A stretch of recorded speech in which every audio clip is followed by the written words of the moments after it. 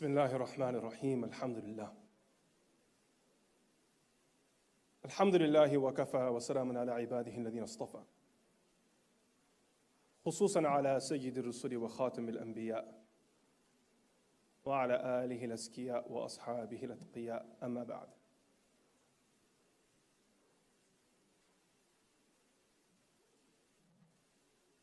My background, I was born in Kentucky, small town Kentucky, Elizabethtown, Kentucky.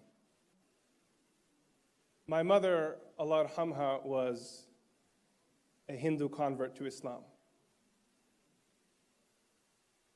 My father was, for the most part of his life, a cab driver who worked very hard to provide for his family and to take care of his brothers and sisters with his dream that they would move to America. We were the house where the cousins came in when they arrived to America first. They spent a few weeks with us, a few months with us, and then went on to the next place, and then the next family came in, and the next family came in. In our small town, in our community, there was no religion.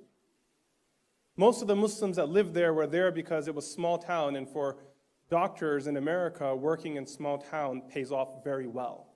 So there were a group of physicians that lived there.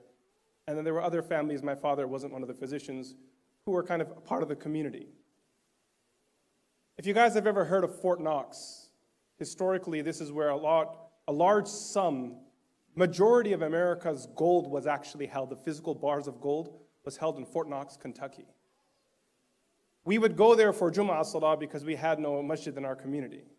I grew up praying Jum'ah on an American army base because there were soldiers from across the Muslim countries that would be there for training, so there would be a person there who could speak some Arabic and deliver the khutbah.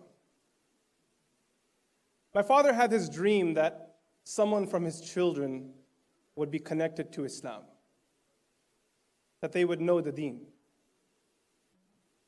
So with that dream, he sent my brother and myself to go and study.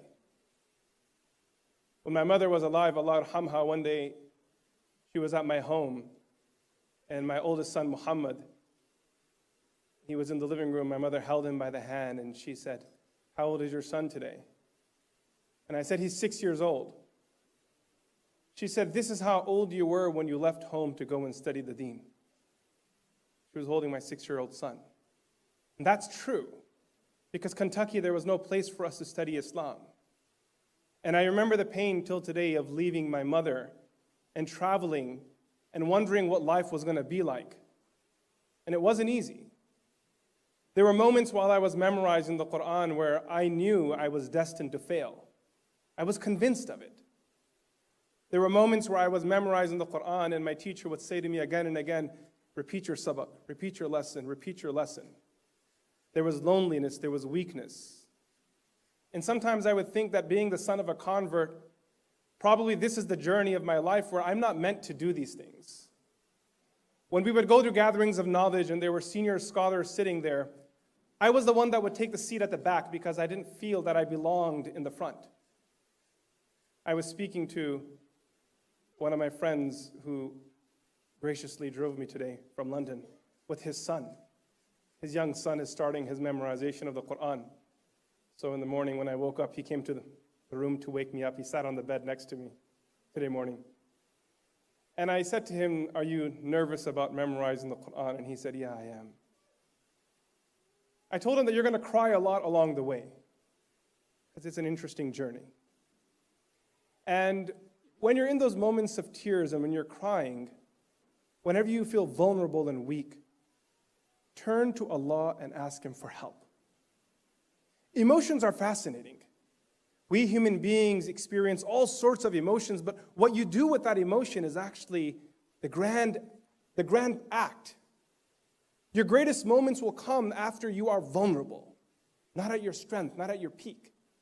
When a person is a little shooken up, when they're out of their element, when someone is broken, at that time they have this ability to reach a place in their heart that was inaccessible to them prior to that.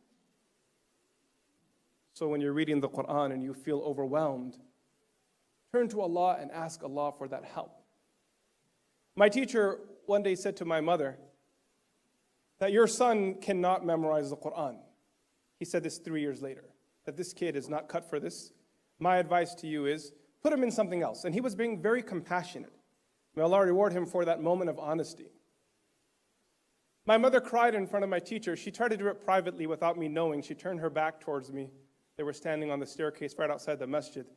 And she was crying and she said, Maulana Sahib, please try again. I really, really, really want this.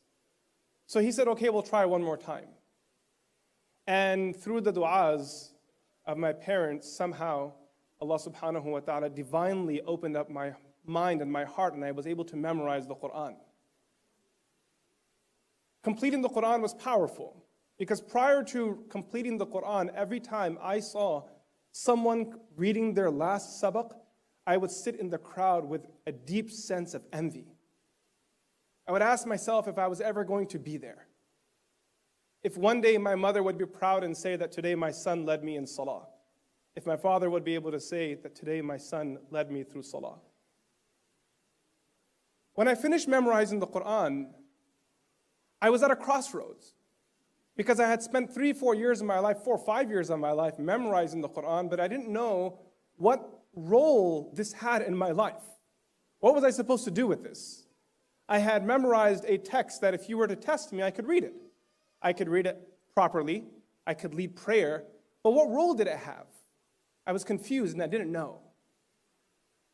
So one day I went to the teachers that were teaching in the masjid. We had this big masjid hall, and the teachers had their classes in different corners. And I went to greet the teachers, Assalamu alaikum, and that was the day that I had finished memorizing, so I also informed them that alhamdulillah, today I finished my memorization. One of the teachers, Hafiz Sulaiman, he shook my hand and he held it. And he said to me, Hussain, you will not benefit from the Qur'an until you understand it.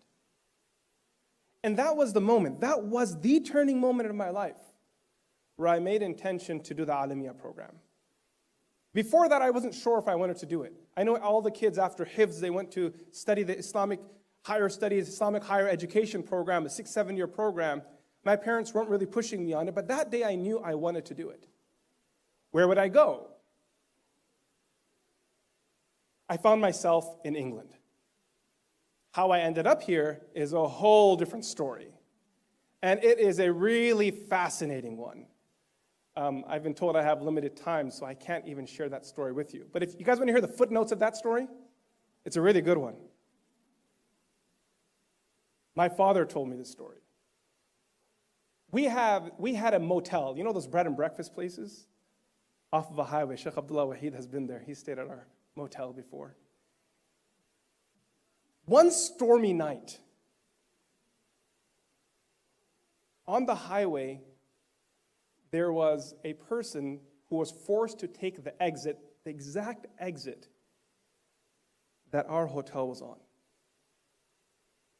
My father had a policy that he never charged any Muslims to stay at our place because they never came. So they were a Muslim. Oh, there's Muslims here. Okay, you're coming over. My mother was Gujarati and she loved cooking food, so she just whipped up a whole meal. Every time any Muslims would come, they'd get free stay and free food. She would cook everyone every meal. One of those guys, oh my God, I'm going into the story.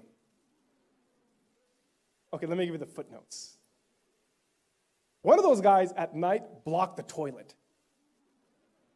So he calls my dad at 1 a.m. and says, Haji Saab, the toilet's blocked, I need help. My dad goes out there, fixes the toilet. He asks my dad, what are you guys doing here in nowhere, Kentucky? My dad says to him, this is a story.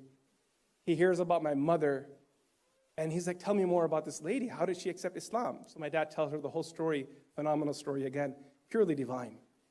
And after he hears this story, he says to my father, I am a Shaykh al-Hadith at a madrasa in the United Kingdom. If your son ever wants to do Alamiya program, make sure you send him to my school. So now when it came time for me to do Alamiya program, I said, Dad, where do I go? He said, there's this guy who came from Darul Uloom Bury. And he gave me his card and he said, you need to go there. And so I found myself on a flight in England, where I ended up spending the next 9 years of my life. Some of my most primitive, some of my most powerful moments are embedded in these streets. As I was driving today, I remember telling the brother that right here at this junction, I was driving Shaykh Yusuf rahimahullah, and he said this statement to me. Right here, this is exactly where I had an accident when I was driving. This Neely Masjid, God, Rochdale, this is the place, we used to come here. And Oldham and all these places, they're so familiar. Cheetham Hill, right? I got robbed there. That's quite the cliche, isn't it?